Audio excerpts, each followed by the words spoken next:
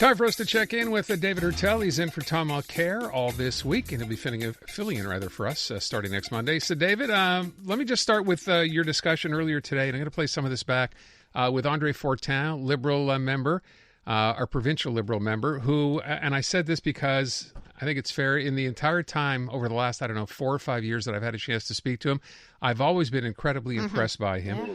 And I used to kid with him, even way back when the Liberals were still in power, saying, you should consider running for leader one day. And, of course, he never said anything. And then when he was asked at the end of the last term, he talked about his family not being the best decision. Well, it seems that has changed, because I heard you asking that same question at the end of your interview.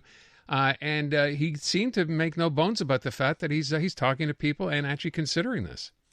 I think he's more than considering it. I mean, I definitely think that this time around, André Fortin will be a candidate. I think he answered the question the best way he could. I think he's right when he says, one, the party first, before about talking who's going to run the party has to find for itself, what does it actually stand for? Because that was one of the many problems the Liberals have had over the past few years and during the last election campaign. You can even tell what the Liberals were standing for. You can say that of the other parties running, but you can say that of the Liberals. Two, I think also that André is now, his family, his kids have gotten older. He's gotten more experience. And he says he's going to wait for the rules and for the party to actually launch and structure the race, and that's going to take some time. So I understand his answer, but all the indications I'm getting from him and from others is that he will be a candidate for the leadership of the Liberal Party. And is he the guy for the job? Well, that's going to be an interesting question. I mean, he could be. Some people will say he is very close to the federal Liberals, and for a provincial Liberal, that could be a handicap because there's still a lot of people within the current structure of the provincial Liberal Party that are still tied very closely to the old Charest apparatus. Mm-hmm. And so the wild card here is going to be these 10 new MNAs. Those candidates that were picked by Dominique Anglade, we don't know where they're going to stand, where they're going to go. And André, while he's very talented, he's very good, we haven't seen him ever since he entered politics basically at the same time I did back in 2013. He was a very young member. And he was a minister in the Couillard cabinet alongside myself. But the thing is that you haven't seen André bring in a lot of new people, a lot of excitement. And so I think that would be the one outstanding question about André Fortin. Can he bring in a lot of excitement, a lot of new people to the party, draw in that kind of energy that the party needs? It's going to be beyond ideas. It's going to be about the volunteers, the people that are saying, okay, this is the party for me. The younger generation, bring back the English-speaking community, bring back the newer Quebecers, the cultural communities, bring them back into the party. And right, André, while having a lot of strengths, Aaron, and I agree with Aaron on that, Natasha, but the fact is, at the same time, I don't know if he has the kind of gravitas to bring in and bring back the party to where it once was. Well, I guess a lot of that will depend. I know we're ahead of ourselves here a bit, David, but that'll depend on what he decides that party needs to look like and why it needs to look that way in the future. So we'll wait. But as I said so far, got to like this guy. I've liked him always. So he's just, you talk to him like a normal person. He doesn't even sound like a politician, which I think is a huge advantage. Let me go beyond that and talk about, I don't know if you saw Tom Mulcair's column in the Gazette, but I want to ask you about this because the first sentence in this kind of gave me a jolt. Now, this is from a story on what's going to happen with respect to Bill C-13 and Bill 101 and what gets worked in here for federally mandated businesses. And it reads this way.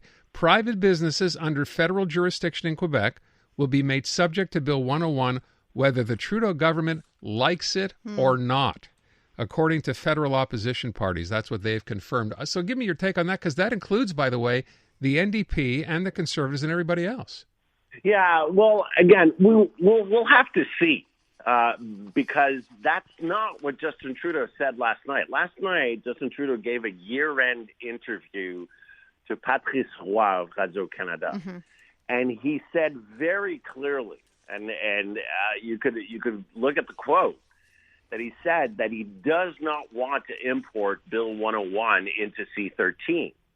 And he is adamant about that. And also he's adamant about the fact that he wants to protect linguistic minority rights. Now, he wants more flexibility in C-13 to allow him to do that.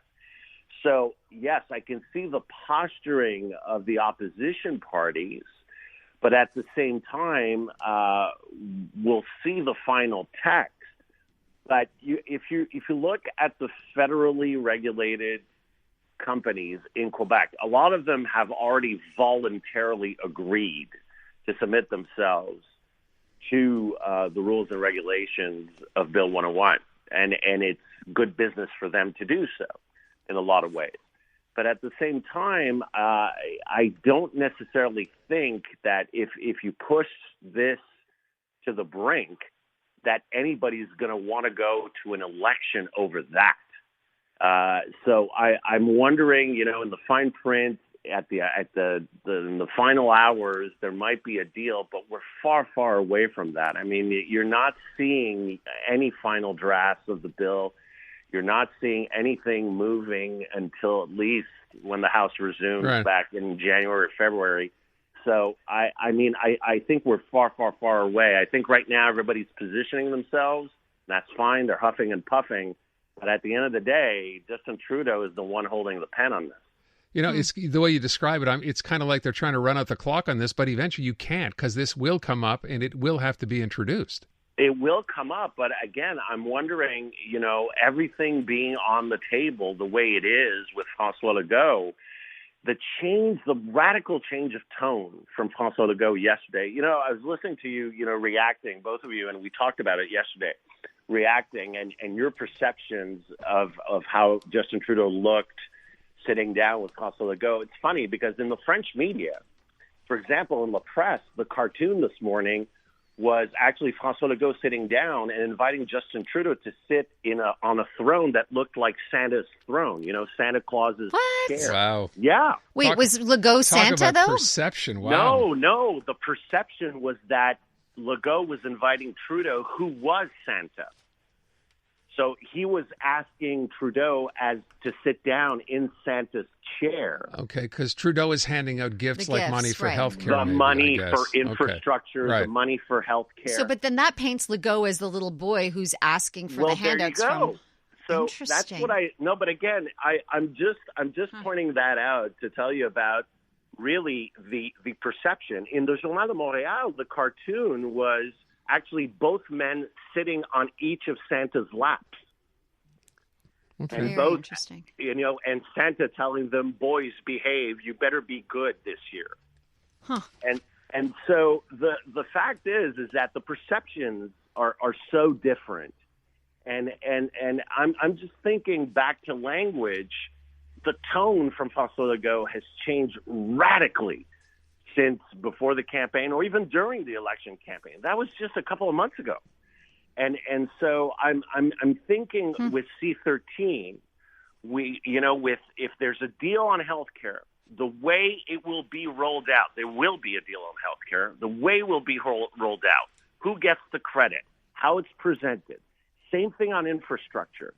Will there be something about immigration? If there is finally this safe third party agreement with the United States, as was originally reported yesterday, but it has yet to be confirmed.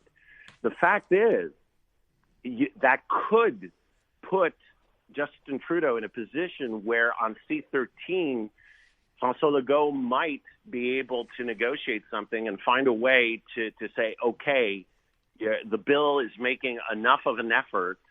And because Justin Trudeau yesterday, I repeat, he said very clearly, François Legault doesn't like when I meddle in his jurisdictions. he cannot meddle in mine. Yeah. And this one is clearly a federal jurisdiction. But, David, truth be told, at the end of the day, I don't know about you, but I'm getting the sense from Francois Legault lately, because he's always harping about how many companies have already voluntarily said they would adopt Bill 101. You know, it doesn't matter what's in C-13. He'll simply come back and say, oh, well, that's fine. But you know what? We have all these companies in Quebec, all 400 of these federally mandated companies. They're going to work in French anyway. So what difference does it even make? Well, that's right. So this is the type of situation, again, having two politicians who have two very distinct bases, both in, well, for Legault, obviously, only in Quebec, but Justin Trudeau's base, he has a base in Quebec. Remember, he won Quebec 2 elections in a row, 3 elections in a row now, federally speaking, out of all the parties. But he also has to be thinking about how he speaks to Quebec, how it's heard in the rest of Canada on a bunch of different issues. See, Danielle Smith keeps saying in Alberta, I want to be treated like Quebec is being treated. That's what Danielle Smith is saying right now in Alberta. Mm-hmm. So the fact is, I think it's going to mainly be about Air Canada. At the end of the day, it's going to boil down to what Air Canada does and how Air Canada is treated, because that's the symbol. That's the symbol in the nationalist press. That's the symbol for François Legault. And I think that's where ultimately it's going to end up. How will Justin Trudeau deal with a company like Air Canada? Great. Then we have Michael Russo on the show. Okay. David, thank you. Appreciate it.